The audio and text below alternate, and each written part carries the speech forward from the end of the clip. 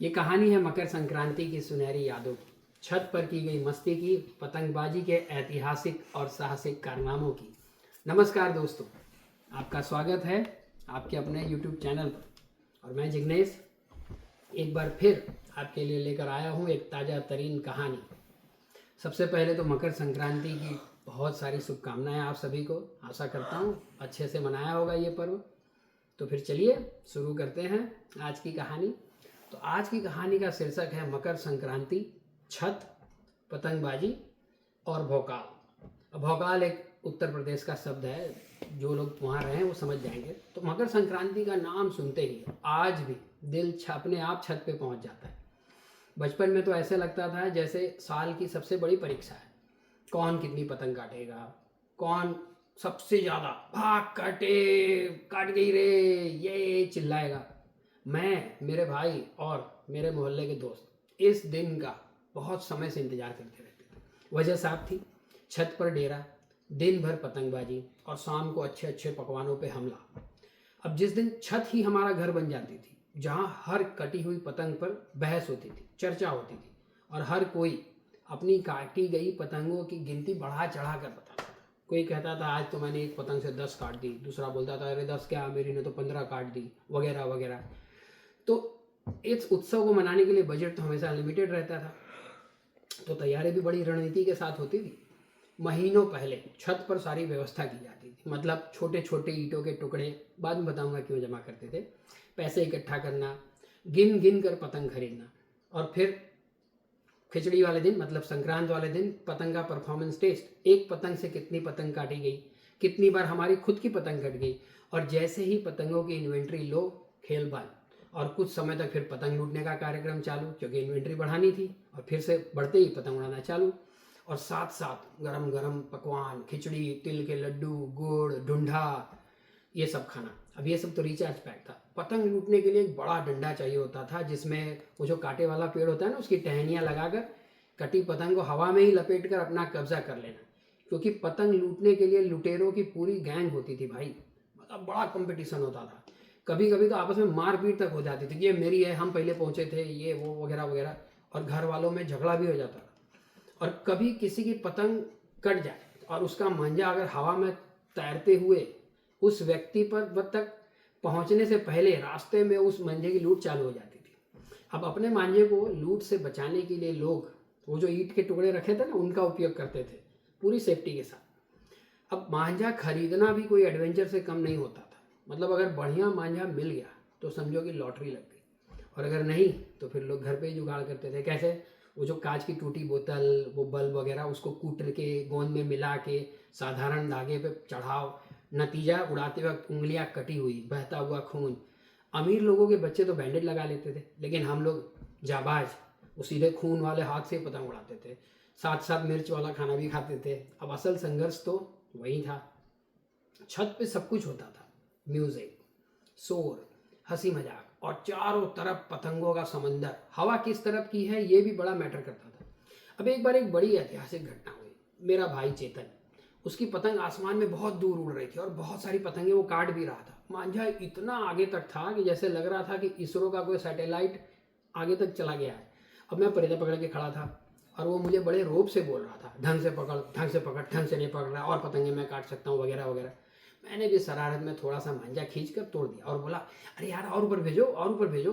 बस फिर क्या, अगली ही सेकेंड उसकी पतंग अपने आप आज़ाद हो गई और अपने गंतव्य मतलब चंद्रमा की तरफ बढ़ गई, अंतरिक्ष में जाने लगी। मतलब चेतन तो गुस्से से लाल और मैं हंसी से लोटपोट। वो आज भी मुझे उस दिन के लिए कोसता है, क्योंकि बजट लिमिटेड था, सारा मांझा तो उसका मैंने उड़ा दिया। और तो और अगर कोई बड़ा पतंगबाज आसपास है तो वो किसी की पतंग को हवा में रहने ही नहीं देता था। कभी कभी तो आपके हाथ के पास से आपकी पतंग काट के निकाल देता था। तो इस समस्या के से निपटने के लिए हम लंगड़ का प्रयोग करते थे। लंगड़ मतलब एक ईंट के टुकड़े को मांझे से बांधकर लंबा छोड़ देते थे और एक बंदा खड़ा होता था, और उड़ती हुई जो पतंग है उस पतंगबाज की, उसकी डोरी जहाँ दिखती थी वहाँ फेंक कर उस पतंग को काट देते थे। और तो और फटी हुई पतंगें भी बेकार नहीं जाती थी, आजकल जैसे लोग फेंक देते हैं। पके चावल से गोंद बनता, उस पर पैबंद लगा के पतंग फिर से मैदान में उतरती। आज के बच्चे तो आधे दिन में ही थक जाते हैं भाई, सिर्फ एंजॉय करते हैं। हमारे ज़माने की मेहनत, जुगाड़, और वो साहस वो नहीं समझ पाएंगे। और पतंग उड़ाते वक्त कुछ कुछ चीज़ों का बहुत ध्यान रखा जाता है। जैसे अगर पतंग पार्किंसन के मरीज की तरह व्यवहार करे, मतलब जैसे ऐसे ऐसे, तो उसे डग की समस्या कहते हैं। और ऊपर वाली कमानी पे जो डोरी होती है उसमें एक दो गट्ठी बांधने से उस समस्या का हल हो जाता है। या फिर और पतंग बहुत गोल गोल गोल गोल घूम रही है तो उसे चक वाली समस्या कहते हैं, तो नीचे वाली गांठ को बांधने से वो समस्या हल हो जाती है।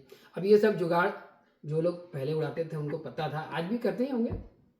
और कभी कभी जब पतंग के बीच वाली लकड़ी टूट जाती थी, कुछ लोग क्योंकि सर पे ऐसे रगड़ रगड़ के उसे घुमावदार बनाते ताकि वो अच्छे से घूमे, या फिर वो जो कमानी वाली लकड़ी है जो साइड वाली वो टूट जाती थी, तो फिर हमारे अंदर का डॉक्टर जाग जाता था। आज के बच्चों की तरह नहीं कि फेंक दो, और हम पतंग का ऑपरेशन चालू कर देते थे। अब बीच वाली लकड़ी को फिक्स करने के लिए जो उसका टूटा हुआ हिस्सा उसके 1 इंच ऊपर और 1 इंच नीचे दोनों तरफ छेद कर देते थे 4, और किसी फटी हुई पतंग मतलब डोनर बॉडी समझ लेते थे, और उसकी बीच की लकड़ी जो है या फिर किसी झाड़ू की छोटी सी लकड़ी को उस टूटे हुए टुकड़े पर रखकर उन 4 छेदों में 2 अलग अलग धागे बांधकर कसकर बांधकर उसे रिपेयर कर देते थे। वही ट्रीटमेंट और साइड वाली लकड़ी का भी करते थे।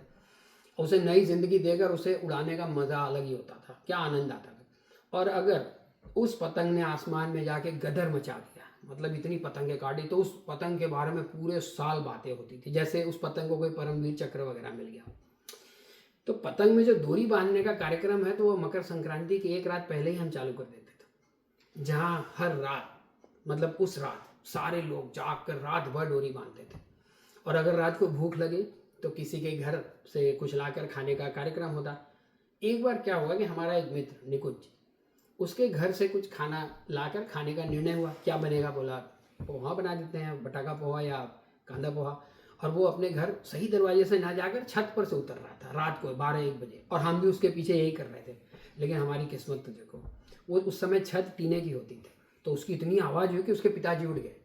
लेकिन इसके पहले कि वो चिल्लाते चोर चोर, हम लोग बोल पड़े कि काका हम लोग हैं, बच गए, वरना मतलब सबसे अच्छे से पिटाई हो जाती। क्योंकि चोर भाई कोई नहीं फर्क पड़ता कौन है, सब हाथ साफ कर लेते हैं। तो खैर कहानी पे वापस आते हैं।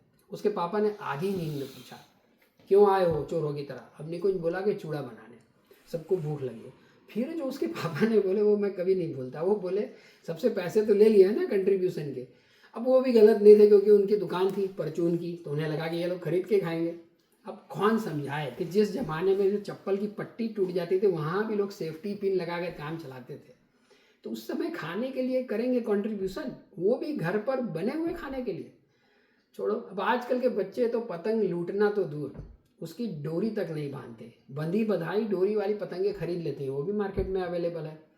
पतंग काटने पर कोई भाग कटे भी नहीं चिल्लाता, बोलते हैं गला बैठ जाएगा। और खुद की पतंग कट जाने पर हवा में तैरती हुई डोरी को परेते में वापस तक नहीं लपेटते, वहीं से तोड़ देते हैं और नई पतंग उड़ाना चालू कर देते हैं, क्योंकि भाई पैसे बहुत हैं। तो मकर संक्रांति सिर्फ हमारे लिए तो त्यौहार नहीं था भाई, वो हमारी ट्रेनिंग थी, धैर्य की, दोस्ती की, भाग कटे चिल्लाने की। तो आशा करता हूँ आपको ये पसंद आई होगी कहानी। तो चैनल को सब्सक्राइब कीजिए अगर अब तक नहीं किया है, वीडियो को लाइक कीजिए, शेयर कीजिए। और हाँ, अगर हमारे नए वीडियो, स्पेशल स्टोरीज और अपडेट सबसे पहले पाना चाहते हैं तो हमारी व्हाट्सएप चैनल को भी ज्वाइन कीजिए। तो व्हाट्सएप चैनल का लिंक मैं इस वीडियो के डिस्क्रिप्शन में डाल दूंगा, वहाँ आपको मिल जाएगा। आशा करता हूँ कि आप मकर संक्रांति, आने वाले भी त्यौहार और पूरा साल जो है आप बड़े आनंद के साथ बिताएं। अपना साझा करें अपना अनुभव इस चैनल के बारे में, इन कहानियों के बारे में। ज़्यादातर लोग आप में से मुझे जानते हैं, मेरा फ़ोन नंबर भी आपके पास है, तो आप कृपया करके उसमें मैसेज कीजिए मुझे कि भाई इसके बारे में भी कुछ बताओ। तो मस्त रहिए, एकदम एंजॉय कीजिए। धन्यवाद।